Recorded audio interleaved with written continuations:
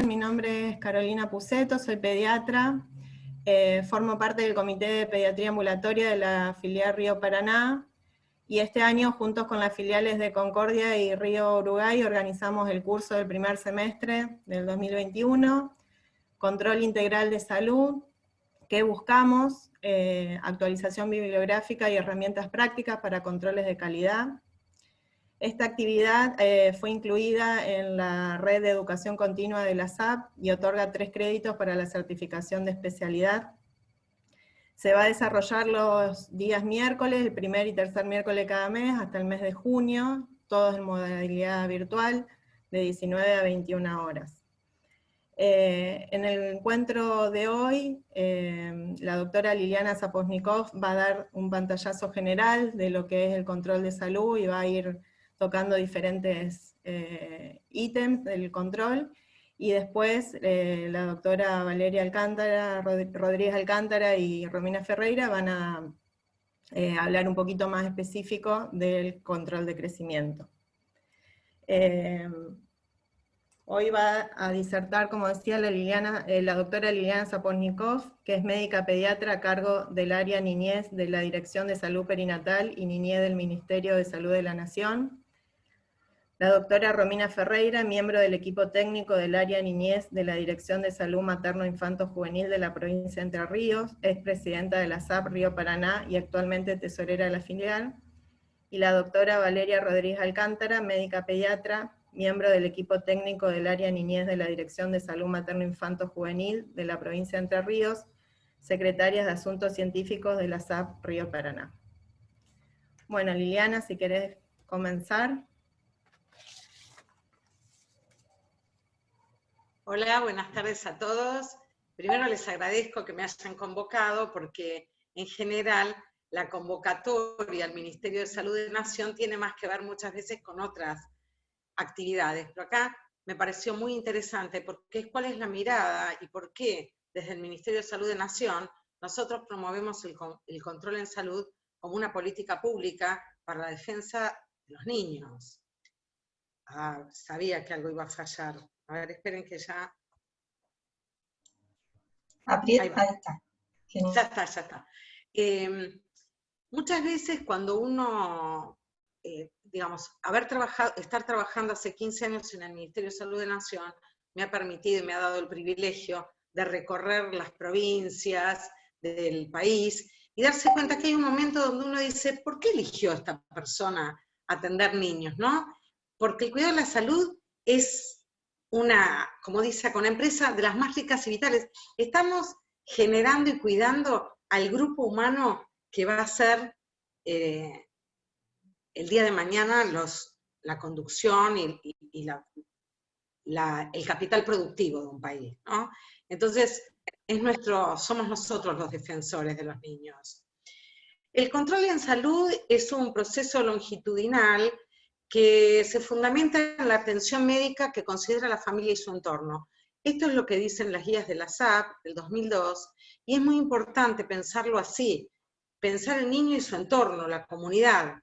Claramente muchas veces estamos fastidiados, pero el niño no viene solo, viene con su madre, su padre, o con el que cumpla el rol de cuidado, con el cuidador que lo tenga en ese momento. Entonces, ¿por qué pensamos que es una política pública? Porque se basa en la prevención y promoción de la salud. Tenemos que considerar a la familia y al niño de una manera integral en el contexto comunitario, en su entorno y en su contexto comunitario. Y el niño como sujeto de derechos, sensible, competente y con capacidades desde su nacimiento para un intercambio social afectivo. Es decir, el niño no es una hoja en blanco a llenar. El niño nace, tiene un entorno, tiene una historia. Ahí se escucha un niño. Ahí se escucha muy bien un niño.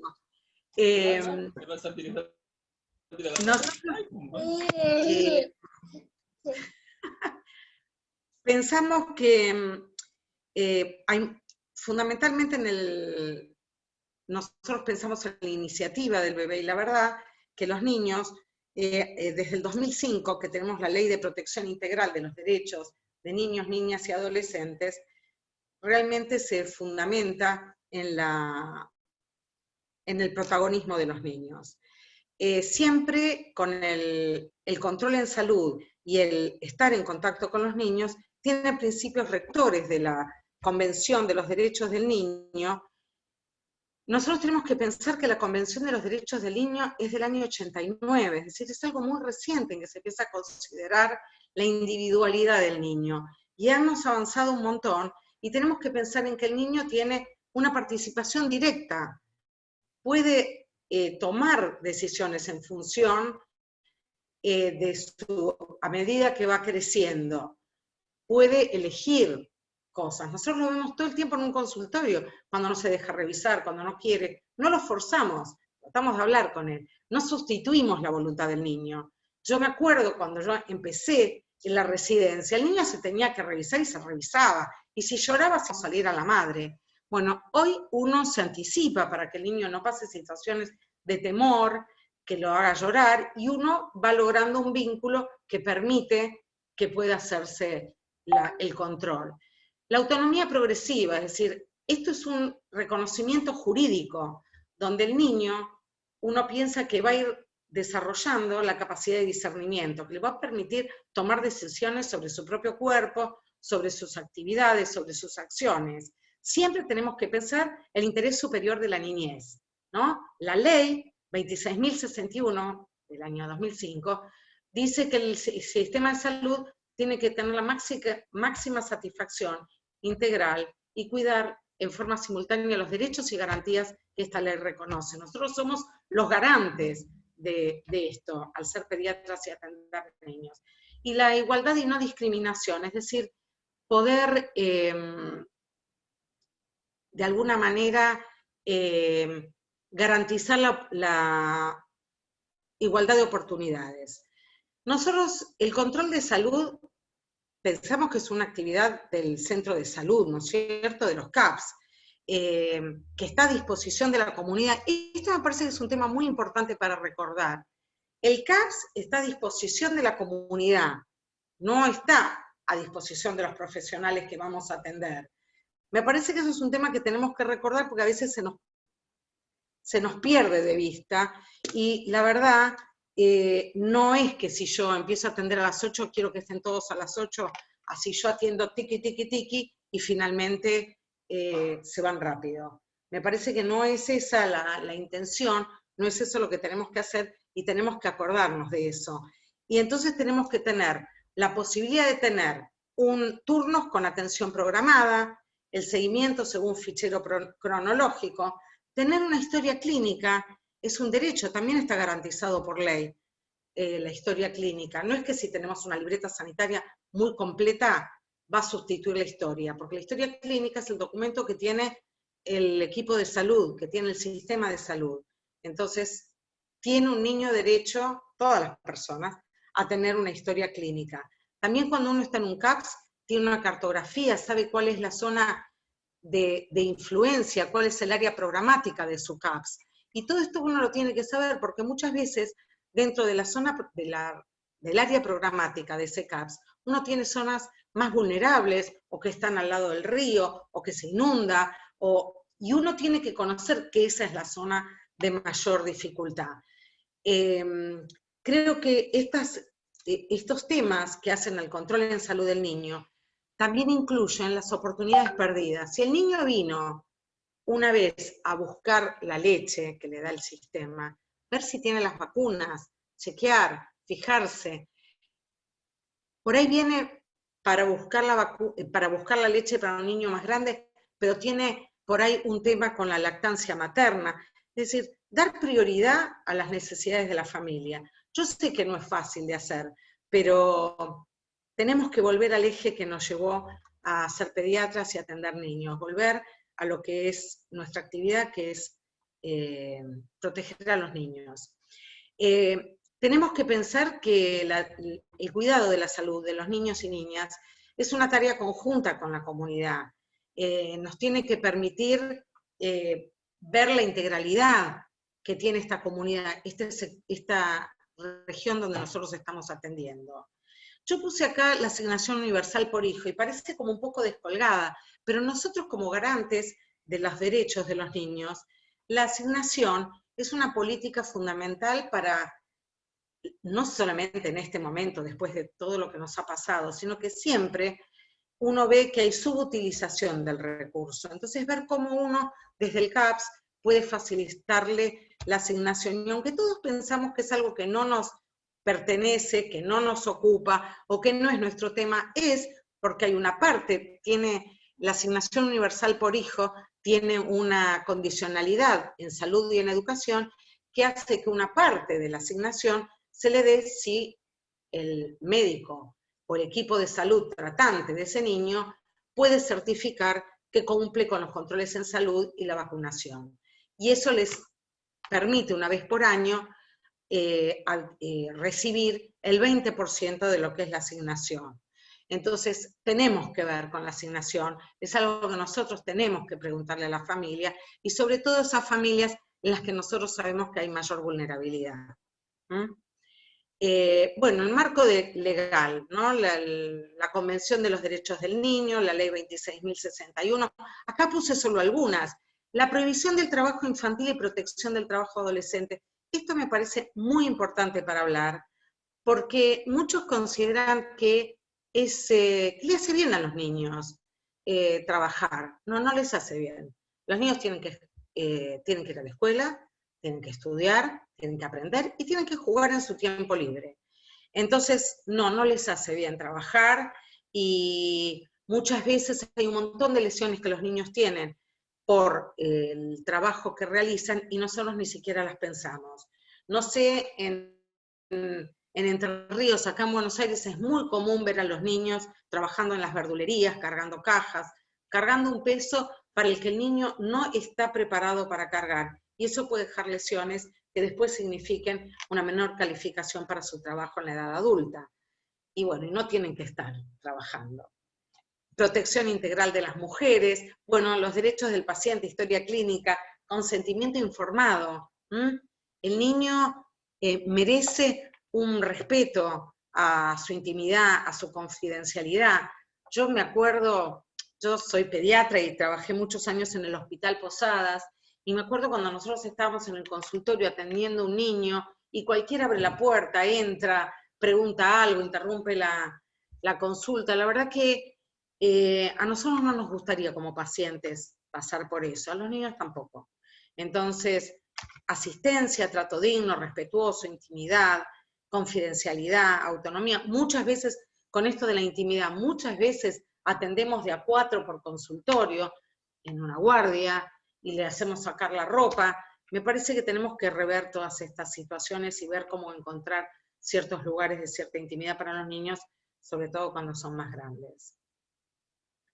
Y también muchas cosas han cambiado a lo largo de estos años. Las familias, ¿cómo son las familias? Antes las familias eran las familias por consanguinidad, ¿no? La madre, el padre, la nena, el nene, los abuelos, los tíos. Hoy no es así. Yo me acuerdo, esto es una anécdota que siempre me acuerdo cuando hablo de la consanguinidad. Mi papá y sus sobrinos varones, porque mi papá era el único hijo varón, se llamaban entre ellos, entre los varones, por supuesto, los cosanguíneos. Es decir, ellos eran cosanguíneos, las chicas no éramos cosanguíneas. Pero bueno, hoy las familias no son más así. Está la familia nuclear, extendida, monoparental, homoparental, familias ensambladas, de hecho, familias que se cuidan por su origen cultural o genético, la historia que precede el nacimiento, las creencias que hay en las familias antes de que los niños nazcan, el entorno, todo esto va a ir acompañando al crecimiento y al desarrollo infantil, el armado de su aparato psíquico. Y nosotros tenemos que verlo cuando vemos la consulta, es decir, cuando el cuidador trae al niño, cómo lo sostiene para apoyarlo en la camilla, cómo le saca la ropa, cómo lo consuela. Todo ese contacto que nosotros vemos, si no ese contacto visual el niño con el cuidador o el cuidador con el niño, todas estas cosas son muy importantes para ver en la consulta. El pediatra o el que atiende niños, el equipo de salud que está en contacto con niños, tiene que ser muy observador, porque el paciente, que es el niño, no nos va a contar más que con sus gestos, o con su malestar, o con su agrado, qué es lo que siente. Otro tema que nosotros tenemos que pensar es la perspectiva de género. Si nosotros, como médicos tratantes, viene un niño, varón, con una muñeca en la mano y le decimos, che, ¿qué haces con una muñeca? Vos tenés que traer un autito o una pistola. Y bueno, estamos en problemas. Nosotros, como acompañantes en la crianza de las familias, tenemos también que deconstruirnos, tenemos que quitarnos esas creencias que nos hacen pensar que hay diferencias sexuales y que el varón tiene que tener mayor destreza física, puede hacer juegos de lucha, puede estar con un revólver o con una espada, y las nenas van a estar con una ollita, la cocinita y la muñeca. Creo que esta idea binaria de la educación y este estereotipo de género que nosotros muchas veces acompañamos o hasta lo señalamos, tenemos que estar pensando de una manera distinta. Claramente, si nosotros queremos hacer algo por la violencia de género, contra la violencia de género, es romper con estos métodos de crianza tan estereotipados, porque no sirven. Ya lo vimos, no sirven.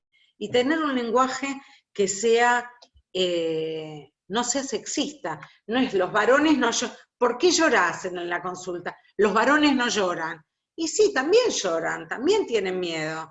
Y bueno, me parece que si el varón no va a llorar y la mujer va a llorar, siempre queda la debilidad puesta en la mujer y la dominación del género masculino. Creo que nosotros como médicos, que somos los que más acompañamos a la familia en la crianza, tenemos que empezar a cambiar estas ideas nuestras para poder acompañar esas ideas en la familia. Entonces, nosotros, ¿por qué el control en salud? Digamos, todo esto nos sirve porque tenemos que establecer un vínculo confiable con la familia. La familia tiene que confiar en el equipo de salud. El equipo de salud no es solamente el médico tratante, también es el administrativo que está en el CAPS y está mirando qué pasa mientras la madre amamanta ese bebé o mientras el hijito juega, quién vino a acompañarles, si la madre está atemorizada, si el niño está atemorizado, ¿no es cierto? Ahora pensamos mucho en el maltrato a las mujeres, pero los niños también reciben maltrato. Y los niños están muy desprotegidos, y nosotros somos, para mí, la garantía del cuidado de ellos. Entonces, pensar quién los cuida, promover hábitos y acciones saludables, acompañar esto en la crianza, que es lo que nosotros como profesionales le ofrecemos a la familia para que quizás tenga una crianza distinta de la que ellos recibieron, de la que recibieron los cuidadores.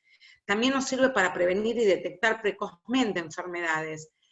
Realizar el examen físico completo, lo voy a aclarar, pero me parece que está de más.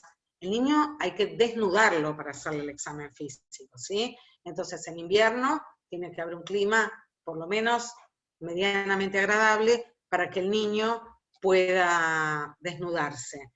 Realizar un examen físico completo, observar los aspectos del desarrollo.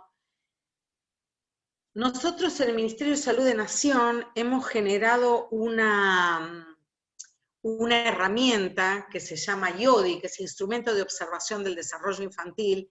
No es una prueba, no es como la PRUNAPE, no tiene nada que ver. Esto es una mirada del desarrollo y nos va haciendo, ven que tiene rojos y amarillos y verdes, que nos permite ir viendo longitudinalmente el proceso del desarrollo del niño. Y arriba de todo hay 3 líneas que figuran todas verdes, que son que hacen un seguimiento vincular. Esto es distinto también a todas las herramientas que se utilizan para la observación del desarrollo o para pruebas de desarrollo. Es decir, ver si hay una mirada entre la madre entre el cuidador y el niño, si hay una posibilidad de contención de ese adulto a ese niño, y que esto tiene que estar dado durante todos los primeros años de la vida. Entonces, tener el IODI nos permite instalar la mirada sobre el desarrollo infantil en un control en salud, nos ordena, nos ofrece un ordenamiento de cosas que tenemos que ir viendo si ya aparecen o no aparecen, y qué hacemos cuando esto no está. También nos ayuda a acompañar, no es que vamos a hacer una medida a los 6 meses, sino que cada uno de los controles va a tener una mirada del desarrollo y nos va a servir para acompañar a los adultos y para hacer intervenciones oportunas en ciertas pautas del desarrollo que puedan no aparecer. Entonces esto nos permite promover el desarrollo infantil temprano y trabajar en lo que son los factores facilitadores, como tener al niño en el piso después de los 3 meses jugando con cosas a su alrededor, para que el niño pueda ir girando hacia los lugares donde le llaman la atención los juegos, detectar signos de riesgo, por ahí un niño que no se mueve porque está todo el día en un cochecito, y a lo mejor con la simple intervención de decirle, pero ¿qué pasa con este niño? Está 6 horas mientras yo trabajo en el cochecito. Bueno, proponer y explicar que esto obstaculiza el desarrollo del niño. Y cuando uno ve que que el niño cae, lo que estamos observando en la línea roja, bueno, es un signo de alarma y tenemos que realizar derivaciones oportunas al segundo nivel de atención con un equipo interdisciplinario. El primer nivel de atención es la puerta de entrada del niño al sistema de salud. Nosotros tenemos que ofrecerle lo mejor en esa circunstancia, en ese lugar donde nos toca atenderlos, ¿no? Hablar en la consulta de temas de crianza, preguntarle cómo es la vida de un niño en ese día, cómo es un día de la vida del niño. Si nosotros no le preguntamos a la madre, bueno, a ver qué hizo ayer el niño, no vamos a saber si está todo el día en el cochecito, o si está todo el día durmiendo, o si está todo el día en una situación que no va a favorecer su desarrollo. Hablar de cuáles son las conductas saludables, el sueño seguro. Después voy a hablar un poquito más de las recomendaciones del sueño seguro, porque es algo que preocupa un montón. Cuáles son los signos de alarma, promoción de la salud, del crecimiento y desarrollo. Entonces, hablar de la libertad de movimiento. Si nosotros hablamos de la libertad de movimiento, pero tenemos al nene con un jean ajustadito y un jardinerito, y bueno, esa no es ropa adecuada para que un bebé tenga libertad de movimiento. Tenemos que hablar con las familias de las rutinas. ¿Cuáles son las rutinas del niño en el amamantamiento, las siestas, las horas de sueño, la noche, los ritmos del desarrollo, los límites? Y bueno, y hablar según cada momento del control en salud, la prevención de lesiones. ¿Cuáles son la prevención de lesiones no intencionales del niño? Hoy vemos niños menores de 1 año con lesiones externas por estar en moto, sin casco, obviamente, y por ahí van 3, 4 de la familia en la moto. Nosotros tenemos que hablar de eso con las familias, tenemos que hablar de los sistemas de retención infantil. Son cosas que hay que adelantarnos para ayudar a las familias. Yo acá les traigo una imagen que tiene que ver con la pregunta. El año 2019 se hizo en la Argentina la encuesta nacional de nutrición y salud 2, donde se encuestó a 20.000 familias. Dentro de esas 20.000 familias había alrededor de 5.000 niños. De esos niños, nosotros le preguntamos a las familias que tenían niños menores de 2 años si asistían al control en salud aún estando sanos. Y la verdad es que, para la sorpresa nuestra, las familias van al control en salud. El 91% de los niños menores de 2 años asisten al control de salud. Acá que vemos, hay una diferencia. Según el nivel de instrucción que tienen las madres, familias donde la mamá tiene la secundaria completa o más, concurre más al control en salud que familias donde la mamá tiene un más bajo nivel de instrucción. Es más baja la cobertura del control en salud en los que tienen cobertura pública que en los que tienen cobertura privada. La región del centro en la que se encuentran ustedes tienen un porcentaje mayor del control en salud, con lo cual quiere decir que han trabajado muy bien. Y también hay casi 10 puntos de diferencia entre el quintil más bajo el quintil más bajo económicamente hablando, del quintil mayor. Así que vemos que los niños que tienen solo cobertura pública, donde la madre tiene un bajo nivel de instrucción y que son del quintil más pobre, tienen menos controles en salud que los otros.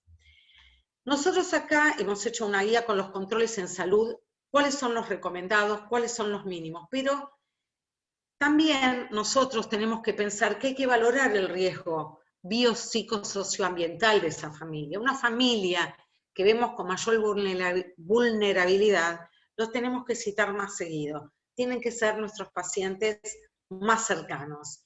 Tenemos que ver si tienen accesibilidad al CAPS para llegar, preguntarles cómo llegan, cómo hacen, y siempre tener una disponibilidad de turnos programados. Y si no, tener una demanda espontánea para esos grupos que nosotros consideramos de riesgo. El año pasado nos encontró la pandemia con una situación de imposibilidad de concurrir a los centros de salud. Ahora, los niños que tienen que atenderse tienen que ir igual al centro de salud. Y entonces trabajamos con el SUMAR. Bueno, todos conocen el sistema SUMAR, que es un seguro público de salud, de alguna manera, que paga las prestaciones. Y nosotros trabajamos con ellos pensando que los controles de los 2, 4, 6, 9 y 12 meses en el primer año de vida tienen que ser presenciales. Ahora, nosotros pensamos en ir al mínimo de controles en salud. Entonces, en el control en salud de los 2 meses, teníamos que proponerle a esa familia que a los 3 meses, para venir a darse la vacuna antimeningocóxica, viniera un día que pudiéramos verlo, ver cómo está, ver cómo estaba la lactancia materna, lo mismo a los 5 meses. Y después, entre los 6 y 9 meses, habilitamos para trabajar en un financiamiento de la teleconsulta. La teleconsulta no es llamame cualquier día y vemos cómo hacemos, es tener un turno, ofrecerle un turno, pero además también que el agente territorial del que dispongamos, educador de salud, promotor de salud, agente sanitario, facilitadores de primeros años, pudiera ir y acercarse a esas familias con mayor vulnerabilidad. Es decir, hay familias que no podemos dejar de ver, ni con pandemia ni sin pandemia. Es decir, pensar y agudizar todas las herramientas que uno tiene, inventar para poder ver a esas familias más vulnerables. Después del primer año de vida, nosotros pensamos que, bueno, a los 15, 18 meses y 2 años son momentos de controlarlos presencialmente. Y en el medio, tener consultas, teleconsultas. Pueden ser con llamadas al centro de salud, puede ser con llamadas a un celular que haya en el centro de salud, buscar cómo hacer el contacto, por lo menos para saber cómo le están pasando en estos tiempos tan difíciles. Acá, si bien esto es viejo, son los controles, no pude conseguir en este momento un registro, digamos, más cercano de consultas. Pero acá, acá son las consultas del examen periódico, las consultas que el SUMAR factura de control en salud en los menores de 1 año, del año 2016. Y acá tenemos, hay un promedio del total país de una cobertura del 72%, y Entre Ríos tiene un 69%, es decir, más o menos anda en el promedio de consultas, que es el promedio de la Argentina. Yo sé que muchos ven más de estos niños que están acá, pero este es el registro que nosotros tenemos. Y esto, bueno, hablábamos un poquito antes de comenzar, a veces parece difícil pensar cuando uno está en un CAPS, que lo que uno escribe en una planilla de C2, alguna vez alguien lo va a ver y va a hacer algo con ello. Y yo también me sorprendí cuando empecé a trabajar en el ministerio, que no solamente es visto, sino que se toman decisiones en función de ese registro que uno tiene. Entonces, cuando uno registra, tiene que registrar lo más fiel posible a lo que ha visto. Y acá también es el reporte prestacional. Fíjense, acá nos muestra en el control en salud en menor de un año en el total del país, del 2016, acá un 72%, que ya lo habíamos visto en la tabla, el 72%, pero este 72% del examen, solo un 20% tiene una tasa de uso óptimo. Solamente el 30% figuraba las autoemisiones acústicas como pesquisa neonatal. No quiere decir que no se hicieran, estoy diciendo el registro. Solamente el 30% registra en la historia clínica que se hicieron las autoemisiones acústicas, que es una pesquisa neonatal muy importante y que significa una gran erogación de dinero para tener lo que uno necesita para hacerlo. Dosis aplicadas, solo el 31%, bueno, acá todavía era Sabin, pero el 31% nada más registra las vacunas, y la pesquisa metabólica el 35%. Yo aclaro que sé que esto no es lo que realmente pasa, pero este es el registro que tenemos. Cuando nosotros vemos a un niño, tenemos que pensar que tenemos que hacerle muchas recomendaciones. Hay que revisarlo, desnudarlo, desvestirlo, hablar del amamantamiento, pero hay algo que es muy importante y que son las recomendaciones de cómo es el sueño seguro de un bebé. En esta misma encuesta nacional de nutrición y salud del 2019, le preguntamos a las mujeres cuántas habían recibido al alta de la maternidad cómo debía dormir el bebé. Y solo el 59% recibió una indicación. Qué bien, mejoró, pero es muy baja. Tenemos que acostar al bebé apoyado sobre su espalda, boca arriba, en su cuna, no tiene que hacer colecho. Está lleno de publicaciones donde muestra que el colecho no garantiza una mayor lactancia materna y es un factor de riesgo para morir en la cuna, en la cama. También tenemos que pensar cómo son las condiciones de ese colecho, ¿verdad? El colecho en una cama donde por ahí duerme la madre, el padre, y a lo mejor uno o dos de los hermanitos, y donde el bebé más pequeño que duerme en el medio va a caer y va a quedar en el medio, en una zona de mayor vulnerabilidad, donde puede tener asfixia y aplastamiento. Sí compartir el lugar donde duermen los padres, compartir el cuarto, cohabitación, no colecho. El bebé tenemos que promover la lactancia materna lo más que se pueda. Promover, es buena, la verdad que la lactancia materna tiene las 3B, buena, bonita y barata. No hay ningún motivo por el cual, después les voy a mostrar también de encuestas que hemos hecho qué pasa con la lactancia materna. Ofrecer el chupete para dormir cuando la lactancia está establecida. Eso quiere decir cuando el niño ya recuperó el peso de nacimiento y cuando la madre ya siente la bajada de la leche y el niño llama para amamantarse.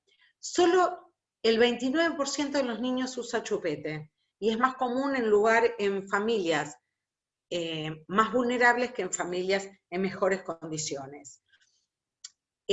Tiene que utilizarse un colchón firme, no usar almohada, no debe haber objetos en la cuna, ni almohadas, ni peluches, ni colgantes, aunque se lo haya regalado la abuela, no puede haber cosas en la cuna del bebé. Los brazos del bebé tienen que estar por arriba de la sábana y en lo posible el niño llegar con los pies al fondo del Moisés o de la cuna. Asegurarse que la cabeza del bebé quede descubierta. El tema del cigarrillo es como las adicciones, saber dónde puede haber algún curso de cesación tabáquica. No tiene que fumar ni la madre ni los convivientes dentro de donde el niño vive. Donde vive un lactante no tiene que haber fumadores. Y evitar el excesivo abrigo y calor ambiental intenso. Nosotros hemos hecho encuestas, una encuesta nacional de la posición recomendada a la madre para dormir. Las hicimos en 2004, 2007 y 2010, en las maternidades. Había que ir y ver cómo duerme el bebé. En la última que nosotros hicimos, en el 2010, el 48%, casi la mitad de las familias no les habían hecho ninguna indicación de cómo debe dormir el bebé. En la ENIS 2, que es esta otra encuesta que hicimos en el 2019, vimos que ya era más bajo el porcentaje. Igual hay un 37% de las maternidades que le indica a la familia que el niño debe dormir de costado, cuando ya está hace más de 20 años probado que el niño debe dormir boca arriba. Entonces, en la ENIS vimos que casi un 60% había recibido la indicación de dormir boca arriba. O sea, estamos mejor que en el 2010, que la indicación era solo en el 30%. Pero hay regiones, si bien nosotros en el promedio es 58%, hay regiones como el NEA o el NOA, donde más del 30% no le indican el dormir boca arriba. Entonces, hay mucho para hacer, hay mucho para ver. Cuando uno entra a una maternidad y ve al niño, tiene que ver cómo está durmiendo. Ese es el momento. Nosotros tenemos más del 96% de las familias que tienen los partos en las instituciones de salud. Ese es el momento para cuando uno entra, ver cómo duerme y decirle, no señora, tiene que dormir boca arriba. No duerma, que no duerma en la cama con usted. Tiene que dormir en su cunita, tener la cunita para esos niños. Promover la lactancia materna. En esta misma encuesta de nutrición, esta encuesta nacional de nutrición y salud, las causas más frecuentes por las cuales había suspendido la lactancia materna, la lactancia materna al niño, eran las causas por las que no debería nunca uno suspender la lactancia. Diarrea, el 21% había suspendido porque el bebé había tenido una diarrea. El 19% por bajo peso. Y uno dice, ¿por qué debería suspenderle la lactancia materna? El 21% por infecciones respiratorias. Y uno sabe que la lactancia materna es protectora de las infecciones. Y en otitis, esto también es un dato raro, 15% por otitis. Son datos raros, pero es lo que contesta la familia de por qué suspendió la lactancia materna. No siempre ha sido una indicación médica, pero alguna vez sí. Nosotros hicimos entre el 2018 y 2019, digo nosotros porque todo el país ha trabajado con nosotros en una investigación sobre mortalidad infantil domiciliaria, porque nosotros tenemos alrededor, esto les cuento porque es algo que a mí me gusta, me aparto un poquito de lo que tiene que ver con el control en salud, pero está relacionado con el control en salud.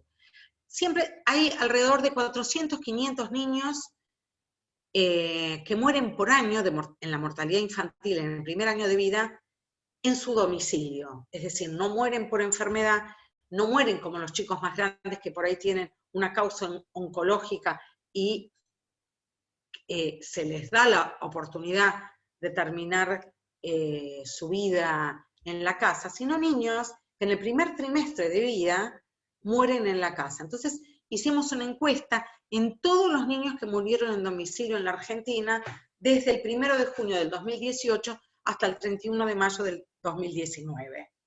Y dentro de los factores protectores para la mortalidad infantil es la lactancia materna. Entonces, en la pregunta que nosotros le hacíamos si el bebé tomaba el pecho cuando murió, la mayoría tomaba el pecho.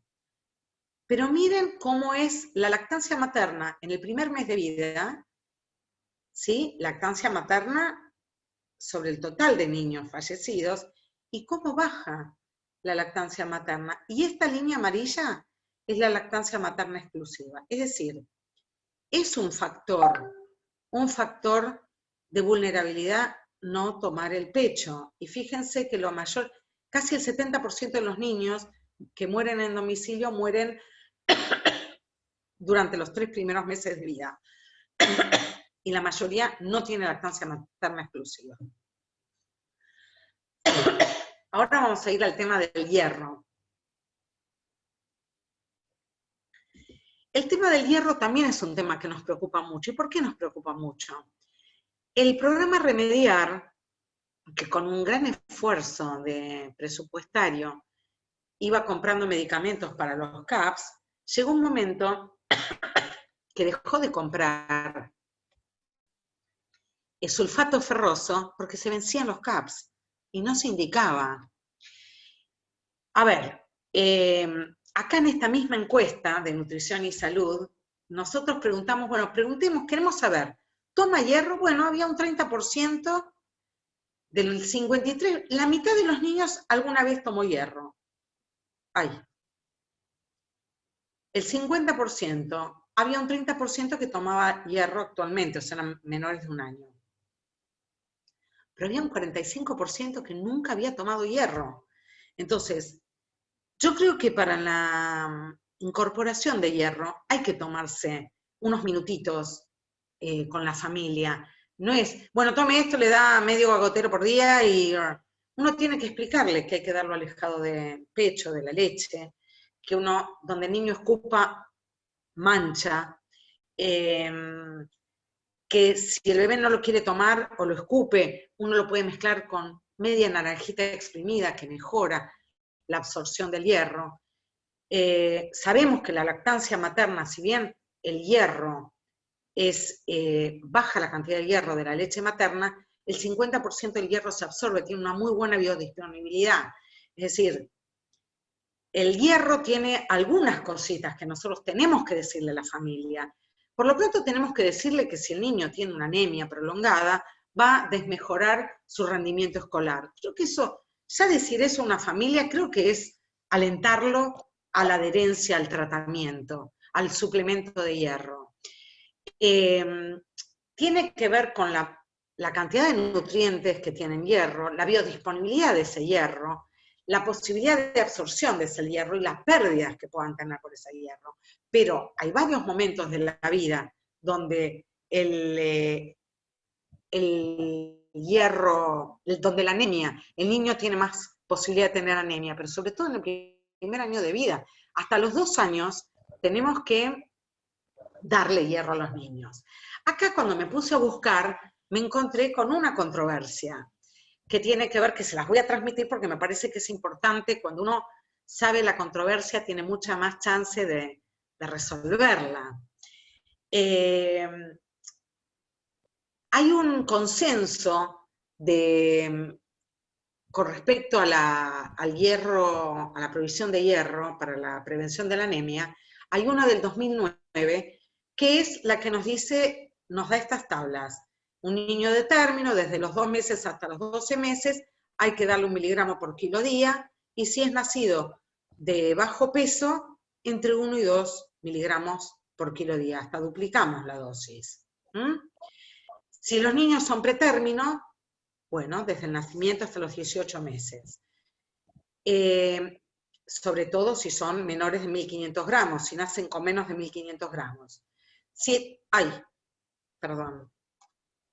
es entre 1.500 y más de 1.500, entre 1.500 y 2.000 gramos, desde el primer mes hasta los 18 meses. Esto es lo que dice el consenso de las subcomisiones y comités y grupos de trabajo de la Sociedad Argentina de Pediatría del año 2009. Mientras que en el año 2017 dice que no necesitarían recibir suplemento de hierro los niños de término eutróficos alimentados con fórmulas regularmente o con lactancia materna exclusiva. Yo ahí me puse a buscar otras cosas para decir, bueno, es una recomendación que hoy uno podría dar, decir que no necesitan los niños eutróficos. Y les aclaro que nosotros desde el Ministerio de Salud tenemos políticas para la prevención de las anemias. Una política es la fortificación con hierro de las harinas, de las leches, con lo cual hay una política de cuidado de la anemia. Y además proponemos la suplementación de hierro a la embarazada durante todo el transcurso del embarazo.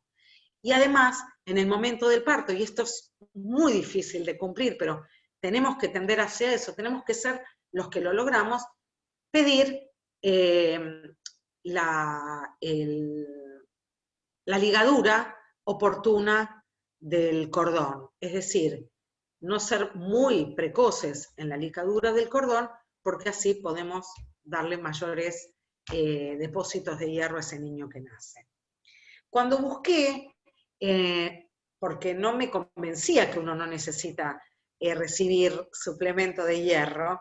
En realidad, la Organización Mundial de la Salud, en una guía que tiene sobre suplementación de salud, dice que depende la suplementación con hierro, es una intervención en niños los 2 primeros años de vida, que tiene que ver con la prevalencia que hay de anemia en esa población, y que es una recomendación fuerte.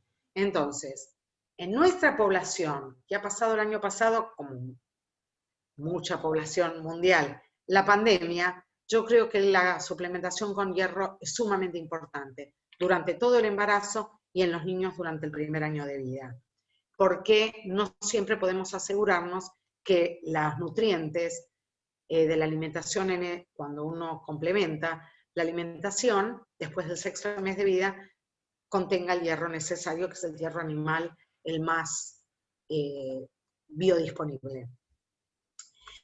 Acá esto agregué porque me parece que las recomendaciones con respecto a las pantallas, la verdad que no podemos dejarlo de lado cuando hablemos del control en salud. Nosotros muchas veces vemos madres que vienen con niños pequeñitos y les dan el celular mientras hablamos en la consulta. Y nosotros tenemos que decirles, no, si querés cargarlo, dale el pecho mientras estamos charlando de las dudas que tengas en esta consulta, pero no podemos permitir que el niño se consuele con un celular. Entonces, el tiempo que el niño pasa con el celular no desarrolla otras habilidades, otro tiempo de calidad compartido con el adulto. El año pasado las pantallas invadieron nuestras vidas, invadieron nuestra cotidianeidad, pero no tenemos que dejarnos avasallar y pensar que es un tiempo, sirve para el contacto con la familia, por supuesto, ha sido de suma utilidad, yo no voy a ir contra las pantallas. En los menores de 2 años tiene que ser exclusivamente para el contacto familiar, para el contacto con una persona que no está cercana, y pensar que de eso se trata.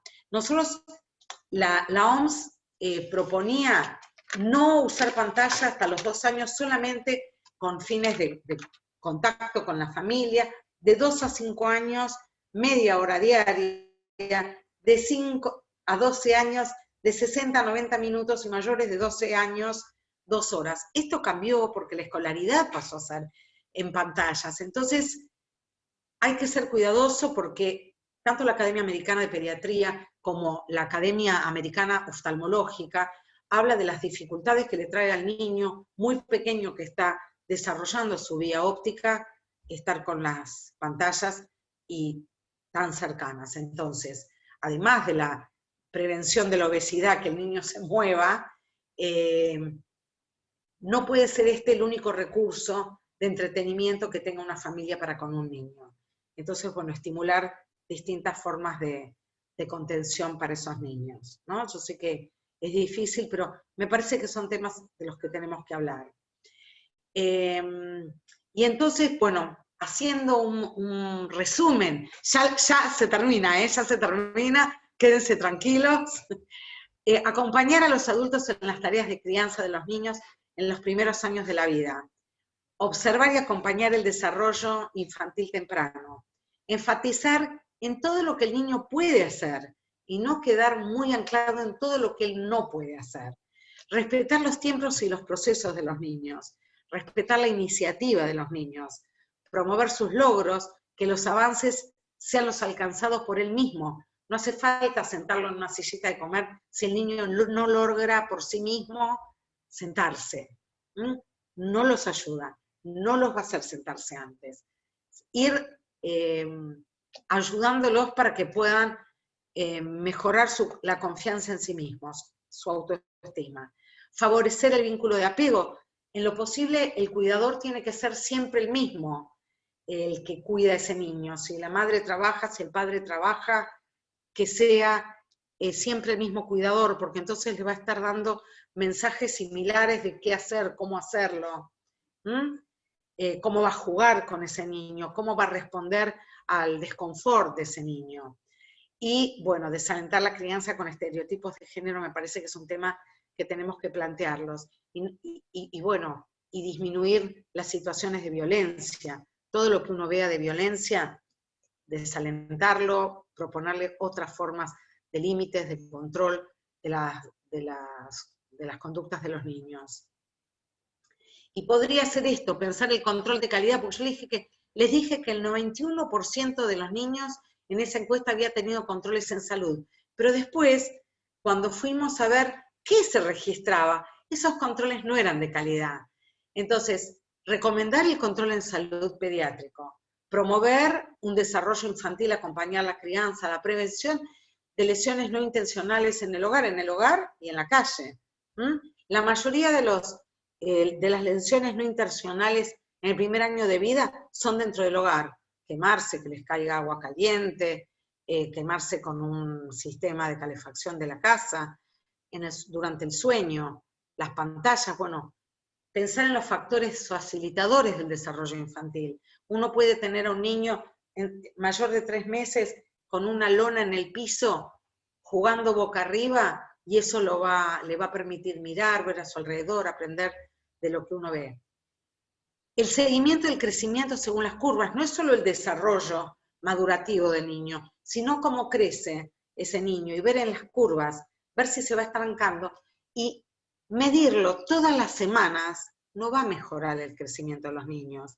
A mí me ha tocado también, dentro de estas cosas maravillosas que me tocó privilegiadamente recorrer, he recorrido provincias haciendo auditorías de historias clínicas para el programa Sumar hace muchos años, y uno veía a un chico que se había detenido en el crecimiento, todas las semanas lo pesaban y lo medían, pero no se hacía ninguna intervención para ver qué estaba pasando con ese niño. Entonces, no es solamente ver, es estar alerta si uno tiene la curva de crecimiento en la historia clínica, ver cuando se estancó, averiguar qué pasó, si la familia perdió el trabajo, si no está el papá, si empeoró sus condiciones económicas, qué pasa, si tiene... Recordemos siempre de que nosotros somos actores importantes para la asignación universal por hijo. El aporte de hierro hasta el año de vida. Y otro tema que me parece importante poner y que nunca tenemos suficientemente tiempo para hablar, el control de la presión arterial a partir de los 3 años. Entonces, estas son las cosas que yo veo desde el Ministerio que son las más difíciles de lograr. Bueno, les agradezco por haber aguantado esto. Voy a sacar mi presentación. No sé por qué motivo, pero no los veo. A ver.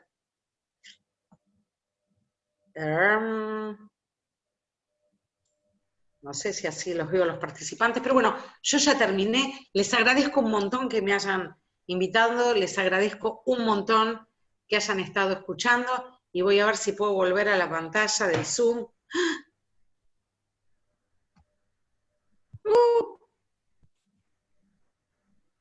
Bueno, muchísimas gracias, doctora. No me fui.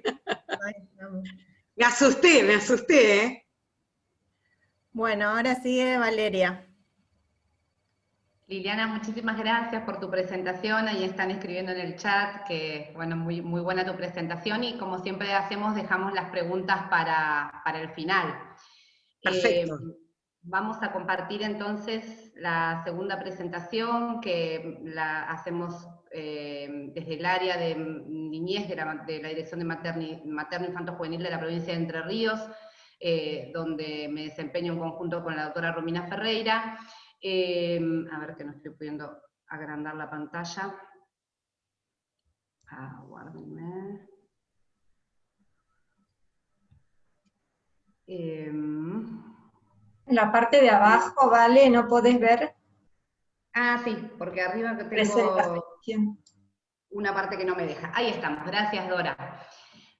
Bueno, buenas noches a todos. La idea es poder hablar ahora puntualmente de esto que terminaba hablando recién Liliana, ¿no? Del control de crecimiento, que implica un montón de cuestiones. En realidad recién nos compartía Liliana el hecho que todos los días enfrentamos los pediatras en el consultorio de la cantidad de cosas que uno debiera y necesita hacer en un acotado tiempo de consulta para lograr realmente un control de calidad. En ese sentido, habitualmente vemos esto que decía Liliana, de que es raro que un chico vaya a un control de salud y no se lo pese y se lo mida. Es como que los papás van a esperar el peso y la medición de talla de ese niño. El tema es que no es solamente pesar y medir, sino que uno requiere, a partir de esa evaluación, poder llegar a un montón de conclusiones que tienen que ver con la situación de salud pasada, presente, e incluso estimar situaciones a futuro en función de esa evaluación antropométrica, nutricional o de crecimiento que uno está haciendo en el paciente. Y entonces, en este curso que estamos tratando de revisar lo que es un control integral de salud de calidad, empezamos por este punto que es como el más frecuente, luego de este enfoque general que nos daba Liliana, hablando de lo que sería el control de crecimiento y cómo hacemos para ponernos como prácticos en poder utilizar ciertas herramientas para que en el poco tiempo que disponemos a veces en una consulta, podamos dejar registro y podamos hacer conclusiones y podamos acompañar longitudinalmente el crecimiento de ese niño. Básicamente, estamos hablando de evaluar el control de crecimiento dentro de un marco que es ese control integral de salud que queremos que sea de calidad en niños, niñas y adolescentes. Si bien muchas veces nos situamos en el hecho de controlar el crecimiento en los chicos chiquititos, porque es el momento de máximo potencial de crecimiento, donde uno evalúa un montón de variables en poco tiempo, también debemos entender, al igual que lo planteaba con la anemia Liliana, que hay otros momentos en donde también es muy importante controlar el crecimiento cuando se acelera el mismo, por ejemplo, en el momento de la pubertad. Entonces, a veces nos pasa que con los propios padres, que uno hace los controles de salud y el control de crecimiento cuando son muy chiquitos, y cuando son más grandes, de repente, o no, ya no vienen a la consulta, o uno ya empieza a no prestarle tanta atención al crecimiento, a la velocidad de crecimiento, cuando en realidad también en periodos de crecimiento rápido como la pubertad, es muy importante volver a prestar atención a esto.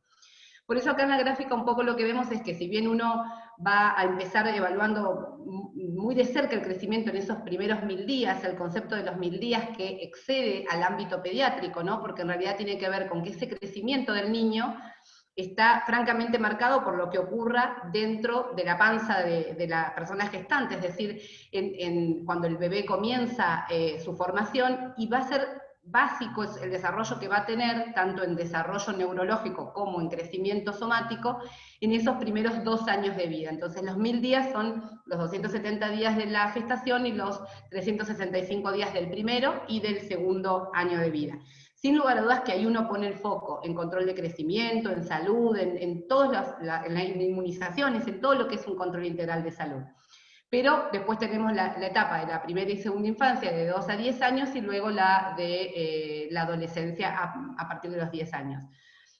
Y en todas estas edades uno va a hacer control y un poco acá en la gráfica lo que queremos mostrar es que para llegar a ese diagnóstico nutricional que vamos a hacer y que nos va a llevar mediante esa conclusión a tomar una conducta, uno debe partir como primer escalón de haber tomado o haber utilizado instrumentos apropiados y haber llevado a cabo una técnica adecuada de medición.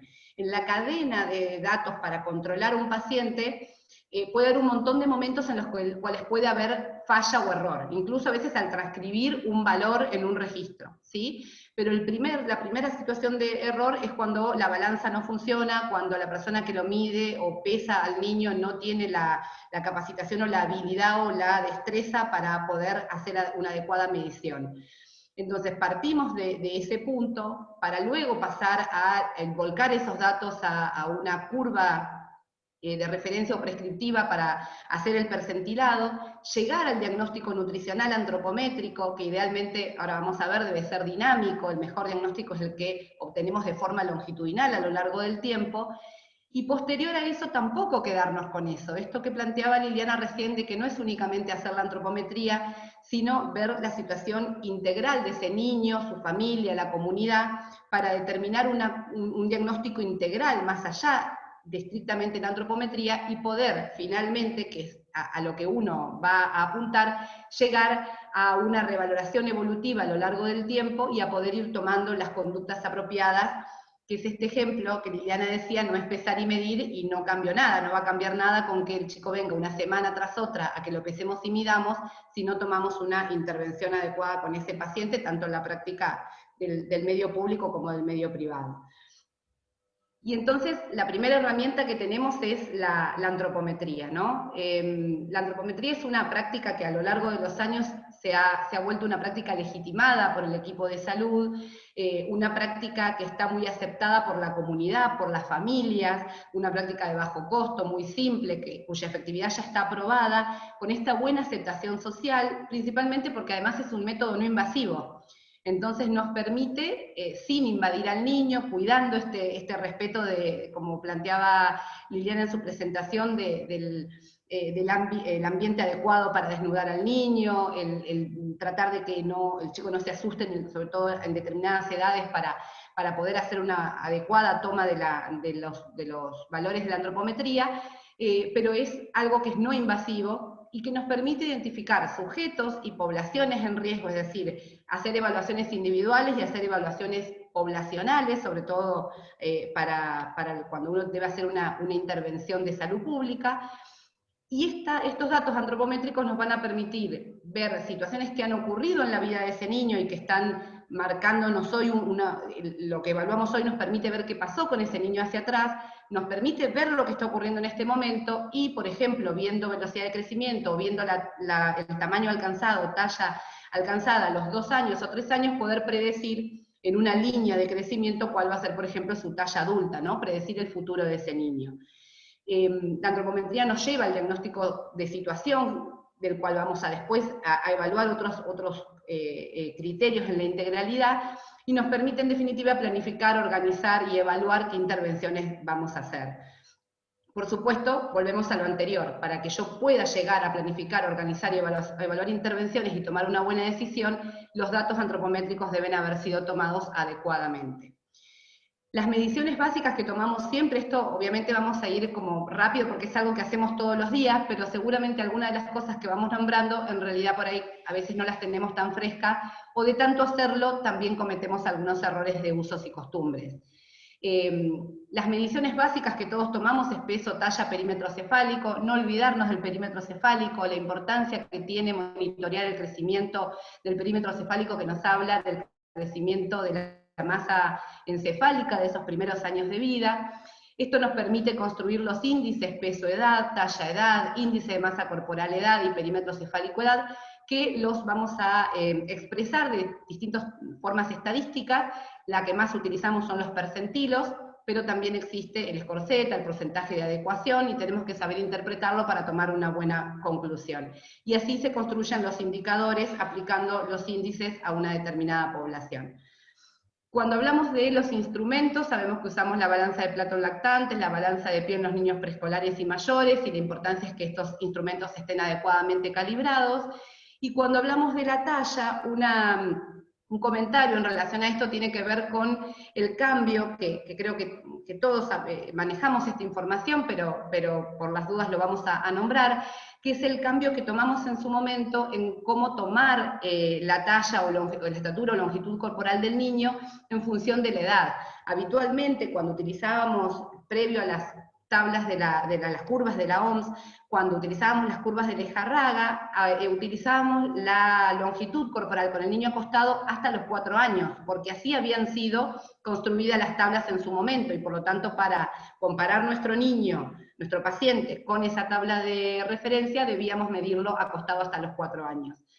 Las curvas de la OMS fueron construidas midiendo longitud corporal, es decir, con el niño acostado hasta los 2 años, hasta el día que el niño cumple 2 años. Por lo tanto, para volcar los datos del paciente en las curvas que actualmente utilizamos, que ahora vamos a hacer referencia a eso, el niño debe ser medido acostado hasta los 2 años y parado en el estadiómetro desde los 2 años en adelante. Y por supuesto el perímetro cefálico, lo que nos planteamos es tener una buena cinta métrica inextensible, y por supuesto conocer los reparos anatómicos para hacer la adecuada medición del perímetro cefálico. A veces podemos cometer errores o nos podemos olvidar de algunas de estas cosas, y todas las especificaciones técnicas y detalles de esto lo tenemos disponible en el Manual de Evaluación de Desarrollo del Estado Nutricional del Ministerio de Salud, y también en el libro verde que todos utilizamos de la Sociedad Argentina de Pediatría.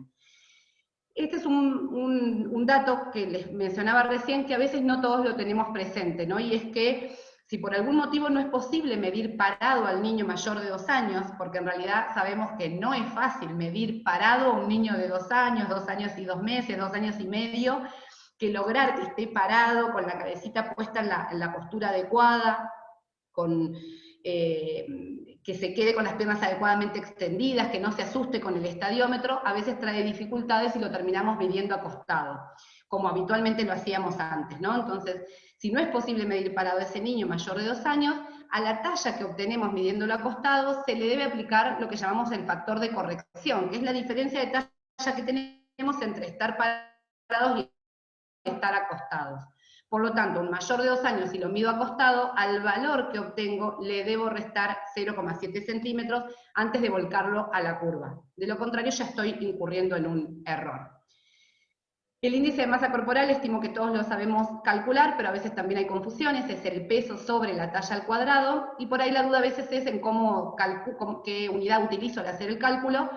Siempre recordar que el peso lo pongo en kilos y la talla en metros, por lo tanto los chicos chiquitos va a ser 0, tantos centímetros. Y hay tablas también disponibles cuando uno no tiene la calculadora, puede también tener la tabla para el cálculo del índice de masa corporal.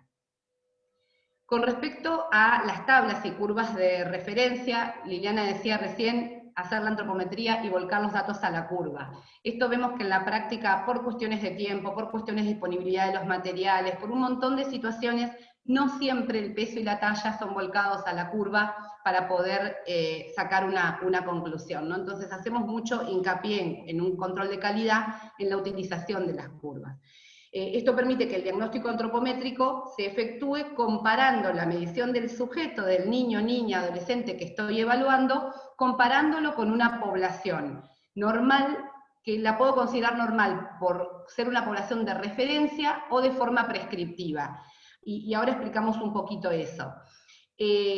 Habitualmente utilizamos siempre, digamos, antes del año 2006, las curvas que se utilizaban en nuestro país, que eran tablas de referencia, que eran las tablas de Lejarraga, donde una población había sido estudiada en distintos lugares de Argentina y se había construido una tabla de referencia que nos decía cómo habitualmente crecían los niños, es decir, qué peso, qué talla, distintas edades tenían niños y niñas de nuestro país. A diferencia de eso, posteriormente, en el año 2006, se publican las curvas de crecimiento de la OMS, que sirven tanto para evaluación individual como poblacional, para niños de 0 a 6 años. Y estas curvas, la diferencia que tienen es que no son curvas de referencia, sino curvas prescriptivas, porque fueron elaboradas mediante pruebas en un estudio multicéntrico, con muestreo de distintos países, de distintos continentes, de distintas realidades étnicas y culturales del mundo, mostrándonos cómo debería crecer un niño en condiciones ideales de salud. Entonces ahora ya no comparamos cómo crece nuestro paciente en relación a cómo crecen la mayoría de los niños de Argentina, sino cómo crece nuestro paciente en relación a la forma ideal que debería crecer un niño en situación de salud. Esa es la ventaja de las nuevas curvas de la OMS, que fueron adoptadas por el Ministerio de Salud, tanto nacional como provincial, y son las que utilizamos en la actualidad, que tenemos en las historias clínicas, y que son las que están también en el nuevo libro verde de la SAP del año 2013. Entonces, fueron adoptadas estas curvas porque tienen esta visión del derecho a la salud, a la nutrición y a una forma prescriptiva de crecer que el niño debe tener, fueron elaboradas con métodos estadísticos más apropiados, más actuales, nos muestran cómo crecen entonces niños de diferentes entornos étnicos, culturales y genéticos, y permite una comparabilidad internacional entre distintos países. Esto simplemente compartirles cuáles fueron los lugares del mundo de donde se tomaron los muestreos para la construcción de estas curvas. De América Latina, la comunidad que se tomó en cuenta fue un muestreo de la ciudad de Pelotas en Brasil, y básicamente las condiciones de salud que se planteaban era que no hubiera, que hubiera condiciones de salud favorables, tanto ambientales como económicas, que ninguna de estas condiciones limitaran el crecimiento. En la parte prospectiva del estudio se planteaba que la mamá o el cuidador principal dispuesto a seguir las recomendaciones de cuidado, alimentación, que por supuesto tenían que ver principalmente con la lactancia materna. Se incorporó todos niños nacidos a términos, no gemelares, y que no tuvieran morbilidad perinatal importante, y por supuesto, como también remarcaba Liliana, un factor importante de salud es que no hubiese humo de tabaco ambiental, que la madre no fuera fumadora principalmente, ni durante el embarazo ni posterior. Por eso decimos que las tablas de la OMS son estándares, es decir, prescriptivas, nos dicen cómo es el crecimiento óptimo de la población que estamos evaluando. Y en esto compartirles una novedad que posiblemente muchos de ustedes ya estén al tanto, sobre todo quienes hacen neonatología o seguimiento de niños prematuros, que es la última recomendación para la evaluación del tamaño en la serie, el crecimiento postnatal de prematuros, que es reciente, del año 2020, publicado en Archivos Argentinos de Pediatría, donde ya las curvas que inicialmente utilizábamos para prematuros, las curvas de Lejarrada y posteriormente las curvas de Fenton, quedan en cierta manera en desuso porque comienza, digamos, tanto desde el Ministerio de Salud como desde la Sociedad Argentina de Pediatría, del Comité CEFEN, se retoma la recomendación de comenzar a utilizar este patrón internacional de crecimiento, tanto para la evaluación de los niños de 24 a 32 semanas y de 33 semanas en adelante, como para el seguimiento longitudinal de los niños nacidos pretérmino. Entonces estas curvas no las tenemos todavía disponibles en las historias clínicas pediátricas y no están en la libreta de salud, es algo muy nuevo pero que se va a modificar, pero son las que hoy están recomendadas para utilizar para el seguimiento de prematuros. Están las curvas de 24 a 32 semanas, la curva de 33 semanas en adelante, y estas curvas que son las de edad postmenstrual que llegan hasta las 64 semanas para ir haciendo el seguimiento longitudinal post-nacimiento. Con respecto a las formas de evaluación que vamos a hacer, hacemos siempre hincapié en que hay dos formas que uno va a poder hacer una evaluación nutricional. Uno puede hacer lo que hacemos en cada consulta, donde uno saca una foto del paciente, porque uno lo pesó, lo midió y vemos dónde está hoy el paciente, qué le pasa hoy a ese paciente. Es un corte transversal, estático, donde lo que voy a ver es el tamaño que alcanzó a una determinada edad, que es el día de hoy que lo estoy viendo. Cómo está su peso para esa edad, cómo está su talla para esa edad, cómo está su índice de masa corporal para esa edad. Comparando entonces lo que mide, lo que pesa este niño hoy con esa curva de referencia o esa curva prescriptiva a una determinada edad. Pero sin lugar a dudas, lo más rico de la evaluación nutricional es la evaluación longitudinal o la evaluación dinámica, donde durante un periodo de tiempo, a lo largo de un periodo de tiempo, con mediciones sucesivas, voy anotando puntos en la curva, en el gráfico, que me permiten ver la curva de crecimiento de este paciente, donde fácilmente al mirar la curva construida, si yo no solo lo miro en un libro de referencia, sino que tengo la curva en la historia clínica de cada paciente, voy a poder rápidamente ver si ese crecimiento va paralelo a las curvas de la gráfica de referencia, y entonces probablemente esté en un crecimiento normal, o si esas mediciones a lo largo del tiempo veo que se van alejando de los percentilos habituales, por lo tanto voy a estar frente a un crecimiento lento o a un crecimiento acelerado. Entonces, allí fácilmente uno va a encontrar esta primera visión diagnóstica y poder empezar a analizar qué le está ocurriendo a ese paciente en cuanto a enfermedades, o a carencias, o a excesos alimentarios, o a situación de factores comunitarios o familiares o sociales que puedan estar llevando a que este niño pase por esta situación. Es así que una vez que uno construye la curva, llega el diagnóstico nutricional, ¿no? Esto creo que todos lo manejamos, pero simplemente recordamos que los diagnósticos nutricionales actuales que tomamos, tanto a nivel público como privado, en los niños menores de 1 año nos guiamos principalmente por el marcador peso para la edad, porque el índice de masa corporal no es un buen indicador de crecimiento somático en el menor de 1 año, y de hecho lo es óptimo recién a partir de los 2 años. en donde si el paciente está por encima del percentilo 10, voy a estar en un percentilo normal, entre el 3 y el 10 voy a estar en un área de riesgo, que ya debe ser un área de alerta, para prestar atención y comenzar con algunas intervenciones, y si está por debajo del percentilo 3, estoy en el diagnóstico de bajo peso, y tendré otras intervenciones a tomar. Y cuando estamos con evaluando un niño mayor de 1 año y el grupo de adolescentes, voy a evaluar ya con el indicador, el índice de masa corporal sobre la edad, donde voy a tener, según estos percentilos, si está por debajo del 3, será bajo peso, entre 3 y 10, riesgo de bajo peso. Hablamos de peso saludable entre el percentilo 10 y 85, sobrepeso entre el 85 y el 97, y obesidad cuando supera el percentilo 97. Y esa evaluación se combinará o no con baja talla, cuando la talla para la edad es menor al percentilo 3. Y en esto sí, por ahí hacemos un llamamiento a que es común a veces ver confusiones con estas características, y que si el chico tiene el índice de masa corporal debajo de 25, ya le digan que el chico está desnutrido, que el niño o niña está desnutrido, lo cual tiene un impacto en la familia, o cuando un profesional da un diagnóstico y otro profesional da otro.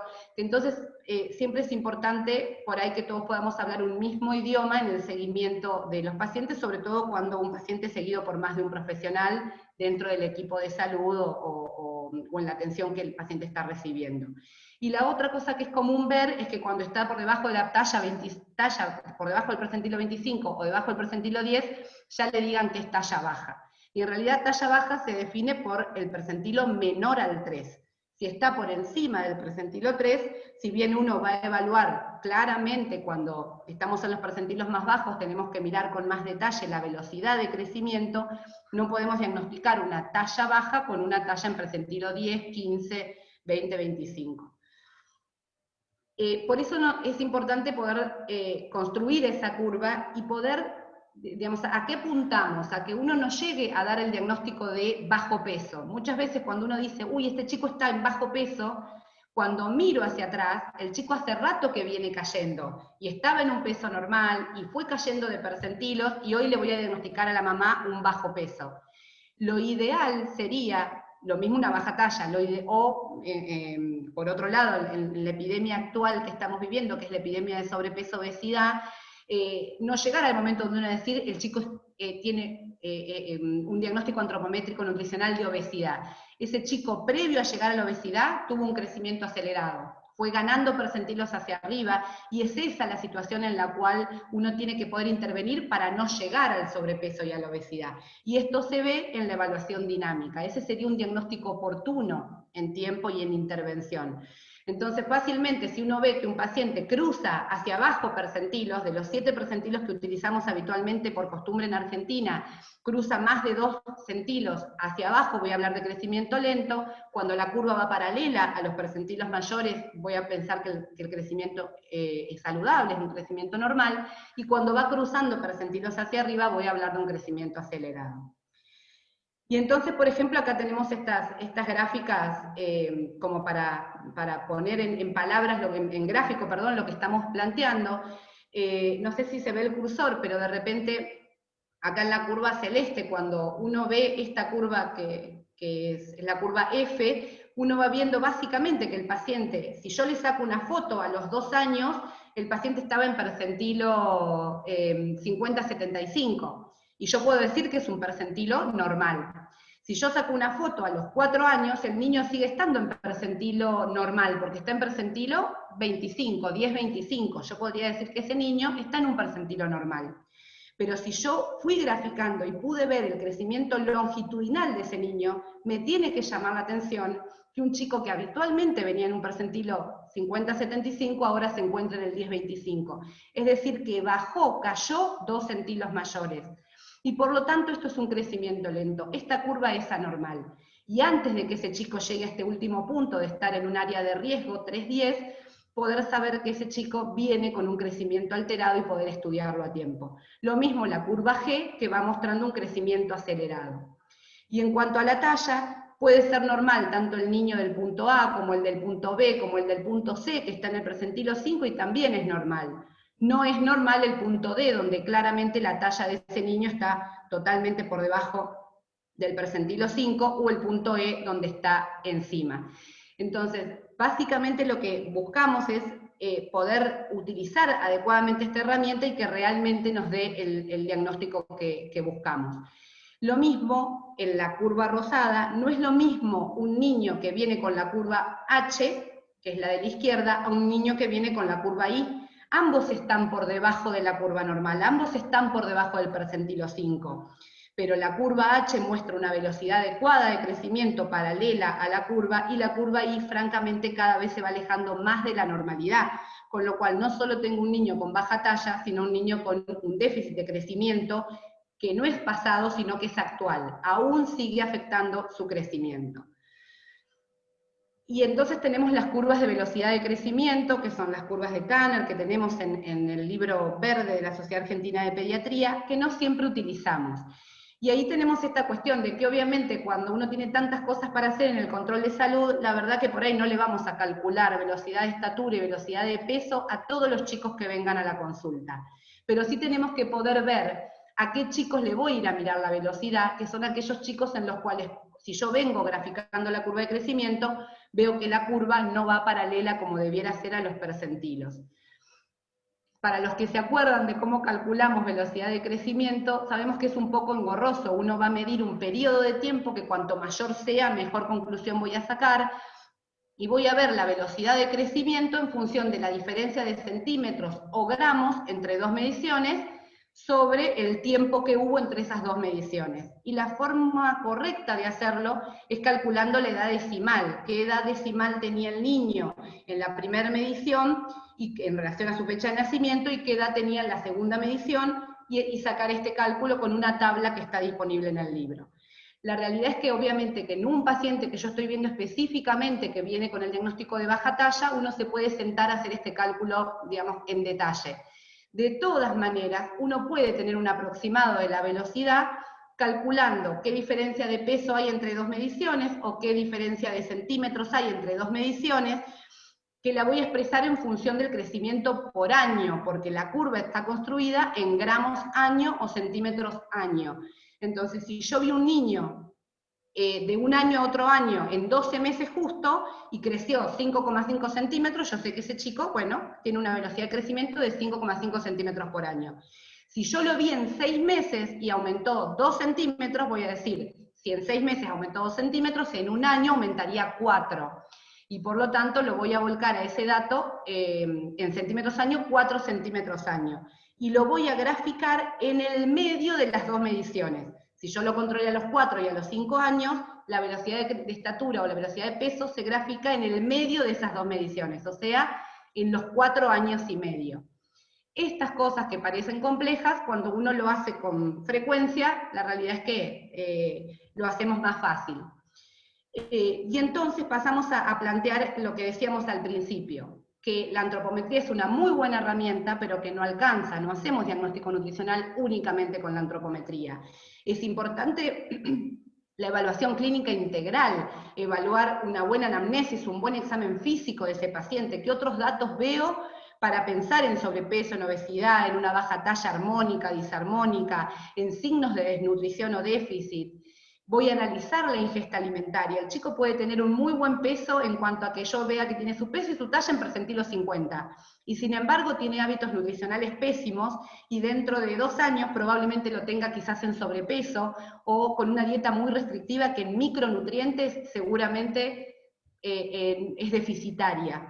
Entonces el análisis de la ingesta alimentaria es importante, y el evaluar al niño en su contexto. Ver cuáles son los factores de vulnerabilidad que me hagan que, por más que un chico quizás esté en una evaluación normal, lo tenga que ver más de cerca.